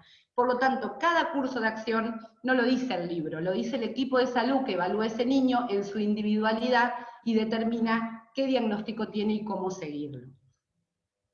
Simplemente qué herramientas tenemos a mano para hacerlo. Desde la Sociedad Argentina de Pediatría, sin lugar a dudas, la herramienta de cabecera es la Guía para la Evaluación del Crecimiento Físico, que todos conocimos desde nuestra formación como pediatras, que se ha ido actualizando, y donde tenemos no solo las curvas básicas, sino también las curvas de pliegues, los estadios de evaluación de maduración física de Tanner, las tablas de crecimiento o gráficas de crecimiento de gramos por día en las distintas edades, que puede ser de ayuda para evaluar algún paciente en particular,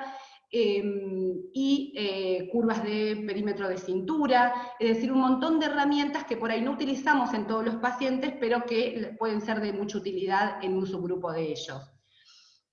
Tenemos también como herramienta el Manual de Evaluación del Estado Nutricional de Niños, Niñas y Embarazadas mediante Antropometría del Ministerio y de OPS, el programa Antro Plus, que probablemente muchos de ustedes conozcan, y a los que nunca lo han visto, hoy en día que todo es virtual y es fácil para todos, ya nos hemos amigado con la tecnología, es muy fácil de descargar y de utilizar, es el programa de la Organización Mundial de la Salud, que está construido en base a las curvas de referencia, a las curvas prescriptivas de la OMS, donde está el antro común, que es el antro solo, que es para el seguimiento longitudinal de los niños de 0 a 5 años, y el antro plus para los niños de edad escolar y adolescentes.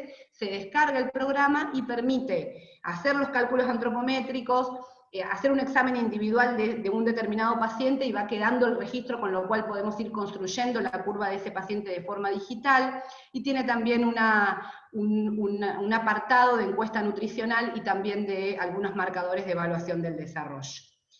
Pero particularmente en nuestra provincia, lo que utilizamos todos los que trabajamos en el sistema público de salud, y que también es una herramienta disponible para quienes quieran utilizarla en el medio privado también, tenemos la historia clínica pediátrica ambulatoria, donde en la última versión figuran los códigos de diagnóstico nutricional, y básicamente en el módulo de atención lo que se busca es que todos recordemos que en todo control de salud debe estar el peso, la talla, el perímetro cefálico en los menores de 3 años, los índices correspondientes y el diagnóstico, es decir, que lleguemos a una conclusión y que determinemos cómo vamos a continuar con ese paciente. En la historia clínica están todas las curvas que nos pueden servir para graficar el seguimiento en cada uno de nuestros pacientes, es decir, que cada paciente tenga en su historia clínica su curva de crecimiento graficada, que podamos utilizar las de distintos rangos etarios según lo que necesitemos con cada paciente, no solo de peso, talla, peso para la edad, talla para la edad, sino también las de índice de masa corporal para la edad y las de perímetro cefálico para la edad, y un anexo que creo que no ha sido suficientemente difundido quizás y puesto en conocimiento de todos los equipos de salud, que es la hoja anexa que se agrega cuando el paciente supera los 5 o 6 años de edad, y que nos va a permitir también continuar pudiendo graficar el crecimiento de ese paciente en la segunda infancia y adolescencia. En esta curva, lo que también se puede graficar es el inicio de los marcadores de desarrollo puberal, el G2 en los varones, y el inicio de vello pubiano, telarca, y poder graficar el momento de la menarca de la niña, en la curva de talla-edad. Esto lo que nos permite es poder en la misma curva ver si el niño o niña está cumpliendo con con el tiempo adecuado de la adquisición del desarrollo puberal. Y otra de las cosas que está en la historia clínica y que quizás no todos lo conocen o lo han detectado, es que en la curva de los niños más grandes, en la curva de índice de masa corporal para la edad, en la parte superior se encuentra, para que podamos relacionar según la edad del niño, el percentilo 90 de circunferencia de cintura. Esto lo que nos permite es que si graficamos un niño que se encuentra en sobrepeso u obesidad, que al graficar el índice de masa corporal de edad vemos que está en sobrepeso o obesidad, recordemos medir el perímetro de cintura y poder tener como el alerta, aunque no tengamos esta curva disponible, de cuál es el percentilo 90 que marca riesgo de síndrome metabólico en ese paciente. Esto está tanto en las curvas de la libreta de salud como en las curvas de la historia clínica. Solo recordarles que aquellos que no tienen la historia clínica, que trabajan en el ámbito privado, el niño debiera de tener su libreta de salud infantil, donde están todas las curvas disponibles para que el niño tenga su seguimiento adecuado con las gráficas como corresponde. Y recordarles que también está este material que puede ser práctico para los equipos de salud, que se difundió hace muchos años atrás, pero que, bueno, quizás no esté todavía hoy disponible en todos los efectores, que es un material de apoyo donde están todas las curvas, el desarrollo de Tanner, las curvas de TA y todos los algoritmos de seguimiento que vamos a tomar según los distintos diagnósticos nutricionales y que puede servir de apoyo para los equipos. Bueno, muchísimas gracias y quedamos con la doctora Liliana y la doctora Romina para consultas de todos.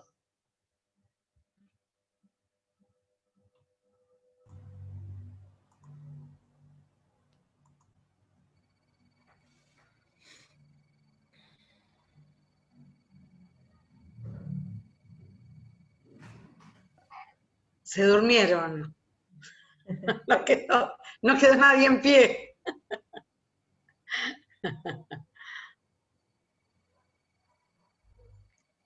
Hola, Romina. Como siempre planteamos, quien quiere puede conversar, ahí me parece que están pidiendo la palabra, y los más tímidos pueden escribir en el chat también y poder tener los aportes, sobre todo de Liliana, que es un gusto poder contar con ella. Me parece que Carolina quería hacer una pregunta. No, saludaba porque decía que nos habíamos dormido y no, acá estamos.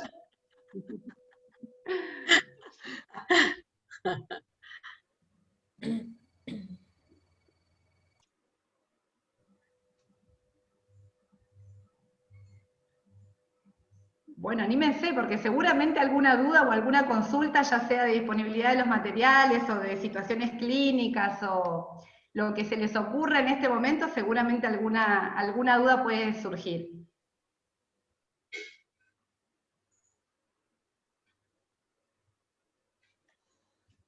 A ver, yo voy a decir algo.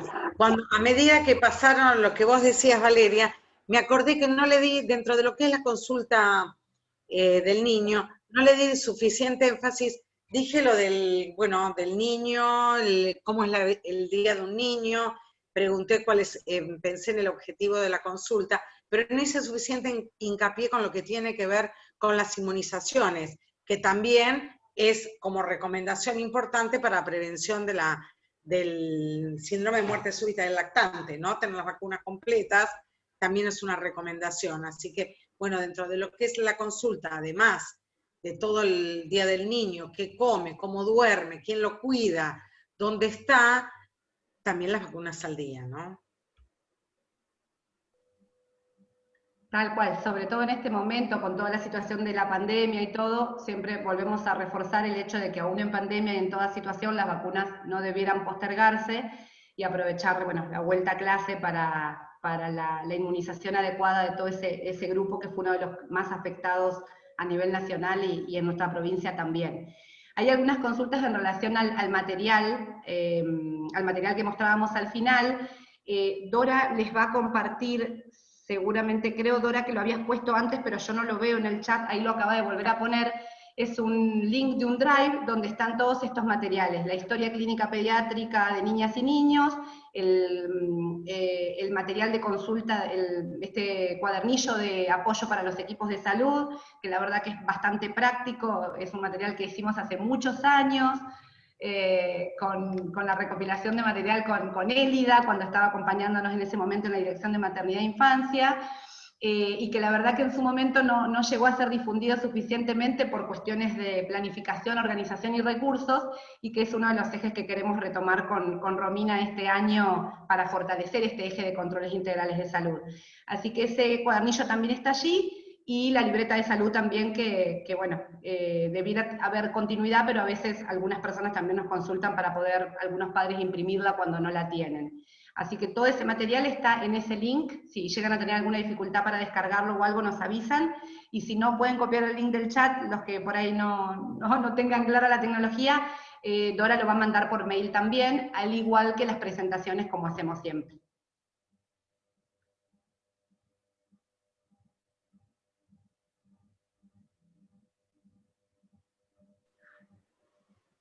No, yo por último quería agregar, lo dijo Liliana y lo dijo Valeria, pero bueno, nosotros sabemos que el control de salud es algo que hacemos todos los días y sabemos que la mayoría de los pediatras ponen su mejor empeño, pero queremos insistir con el tema del registro. a veces el registro adecuado del diagnóstico nutricional o historia clínica nos sirve a nosotros para poder tomar decisiones, para algunas estrategias que queremos generar. Ese diagnóstico que se pone en una historia clínica es el que después se sube, digamos, o se carga al programa Sumar o a la planilla al programa de la leche, y nosotros atendemos esos datos, por ejemplo, año a año para planificar la leche que se compra, o ahora que estamos conformando una mesa interministerial de primera infancia junto a Educación, a COPNAF, al Ministerio de Desarrollo Social de la provincia, y bueno, necesitamos esos datos adecuados para poder generar estrategias. Así que bueno, los invitamos, digamos, o insistimos con el tema del registro adecuado. Hay una pregunta en el chat, Liliana, en relación a qué sería lo más importante a controlar en los preadolescentes, ¿no? Siempre nos situamos mucho en general en la primera infancia, en los niños de hasta 6, y bueno, ahora también hacíamos hincapié en la importancia de los controles a todas las edades, las recomendaciones que pudieras brindar en relación a dónde poner el foco en el control de un preadolescente. Bueno, yo creo que un tema importante son las curvas de crecimiento y desarrollo. La edad de la adolescencia con la menarca también significa un riesgo para las chicas de anemia. La anemia en la infancia más común es la ferropénica, ¿no? Por falta de hierro, así que en las niñas, por mucha pérdida menstrual, puede ser también un factor.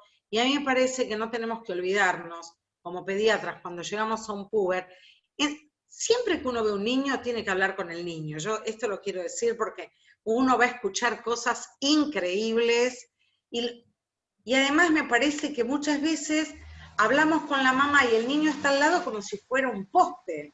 Y el niño tiene muchas cosas para decirnos. Y nos vamos a sorprender de las cosas que escuchemos. Y en el adolescente, como todo el control que uno hace, siempre se va adelantando y le va avisando al niño lo que va a hacer, cómo lo va a revisar. Hoy tenemos que hablar con los niños también con respecto a su privacidad, a su genitalidad, con respecto al cuidado que tiene que tener, del cuidado a su propio cuerpo, de su intimidad, de su privacidad. Yo digo, yo soy pediatra hace muchos años y yo no hablaba de eso antes. Por ignorancia, por supuesto. Y hoy creo que es algo que tiene que estar incluido en la consulta. Y en los púberes también uno tiene que hablar de temas que, aunque sean difíciles, tienen que ver con la sexualidad, con las posibilidades del cuidado, con las posibilidades también del cuidado de su privacidad y de su propio cuerpo. Me parece que hay que mostrarles cómo es la evolución, hay que revisarles los genitales, por supuesto, y cuando a veces uno hace el seguimiento desde que el niño es muy pequeño y no se plantea como una dificultad, pero a veces uno ve a un niño por primera vez a los 12 años, porque la mamá cambió de prepaga, de obra social, o se quedó sin nada, y vuelve al CAPS, y uno tiene que decirle que se saque la ropa y revisar sus genitales, y uno le tiene que adelantar, que lo va a revisar, que le va a revisar todo el cuerpo, que le va a revisar sus genitales, y también adelantarle y explicarle cómo va a ser el crecimiento de sus genitales según el género que tiene, y después se verá, y también siempre con la mirada abierta, porque uno ve por ahí un chico a los 13 años, ¿te gustan los chicos, las chicas? Tiene que ser así, porque así es en la vida normal, y abrir esa puerta para los chicos. A veces el pediatra no se da cuenta cuánto uno ayuda hablando de estas cosas, ¿no? Pero entonces, medirlos, pesarlos, ver cómo está su curva de crecimiento, hablar de los temas que tienen que ver con su sexualidad, hablar con el tema de su desarrollo genital y cómo va a ser su evolución, tanto por la menarca como con los varones, y abrir una puerta de confianza para los niños. Hay un momento de la edad de los niños donde uno tiene que preguntarles si quiere que se quede o no los padres o el cuidador que vino con ese chico, y atenderlo solo y después volver a llamar al cuidador para decirle lo que uno encontró. Pero me parece que es muy importante abrir esa puerta, y bueno, el control en salud tiene que ver con eso, con generar esta confianza con la familia y con el niño, sobre todo, ¿no? No sé si está contestada tu pregunta. Bueno, ahí nos encontramos muchas veces cuando empiezan con el tema de que se hacen vegetarianos, y estas cosas aparecen como una conducta en la adolescencia o en la pubertad. Bueno, hay que hablar de todo eso y ver cómo uno acompaña, ¿no?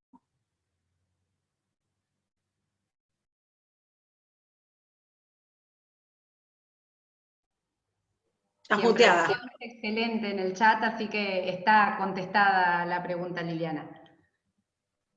Por ahí un poco agregada cuando hablabas del crecimiento, del control de las curvas y el crecimiento, esta preocupación que todos conocemos en relación a la situación nutricional en este momento, que tiene muchísimo que ver y que empeoró en la situación de pandemia, el tema de sobrepeso, obesidad, ¿no? Entonces, ¿cuánto a veces está como naturalizada la situación en las familias y en la comunidad?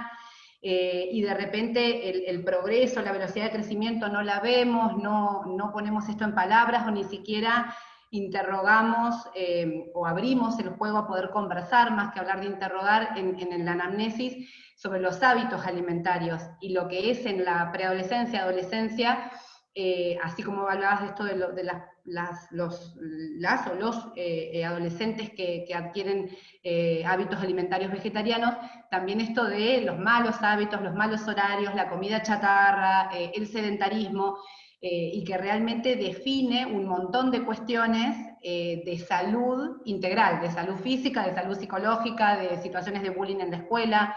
Entonces, qué importante poder poner en palabras, evaluar, digamos, esto que estábamos hablando en el encuentro de hoy, ¿no? Evaluar la situación nutricional y poder hacer una intervención preventiva antes de llegar a la obesidad, poder trabajar hábitos alimentarios, que en realidad no es en este momento únicamente en la preadolescencia, sino desde la mujer embarazada, ¿no? desde la persona gestante y desde los primeros años de vida. Pero cómo es importante en este diálogo directo con el paciente hacer nuevamente mucho hincapié en esa edad en la que el chico ya elige solo, come, pasa mucho horario fuera de la casa, y lo importante que es el hábito alimentario, el hábito nutricional, ¿no?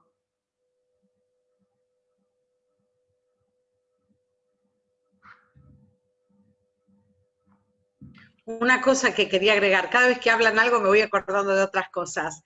Uno conoce, sabe, estudia, lee, pero siempre va a haber cosas que no sepamos, porque el conocimiento es muy amplio y cada vez más, y hay cosas que no sabemos y no conocemos, y no está mal compartirlo con la familia y decir, bueno, yo no sé de este tema, pero puedo averiguar, podemos interconsultar, o lo voy a consultar en el hospital, o lo voy a consultar con otro profesional, vamos a ver qué hacemos, venir dentro de 2 semanas y vemos.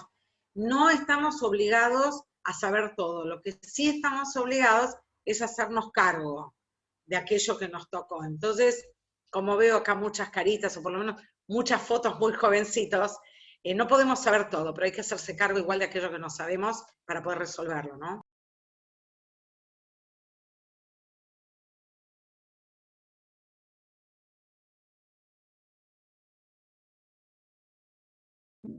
Bueno, me parece, Liliana, que en virtud de la hora y que no vemos más consultas en el chat, no sé, Caro, ¿qué te parece? Si ya podemos ir cerrando, si nadie más tiene alguna consulta, y agradeciendo, por supuesto, Liliana, tu presentación, tu predisposición desde el momento cero para acompañarnos en el primer encuentro del curso.